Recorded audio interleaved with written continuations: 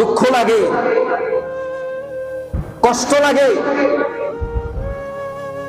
আমি আরেক মায়ের বুক খালি করতেছি, সে আমার দুশ্মন না, সে কোরআনের দুশ্মন না, সে ইসলামের দুশ্মন না, সে নবীর দুশ্মন না, সে মুসলমানের দুশ্মন না, বরং আমার মতো সে একজন মুসলমান, সে একজন কোন মুসলমান মায়ের সন্তান, সেও কোন মুসলমান বাবার সন্তান, সেও কোন মুসলমান ভাইয়ের ভাই।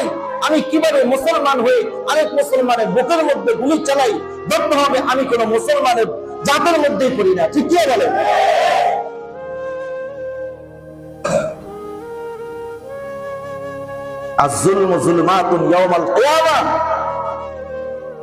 মুসলমান হয়ে মুসলমানের উপরে জুলুম করতেছি, এই জুলুম কিয়ামতের ময়দানে আমার জন্য অন্ধকার হয়ে দাঁড়াবে।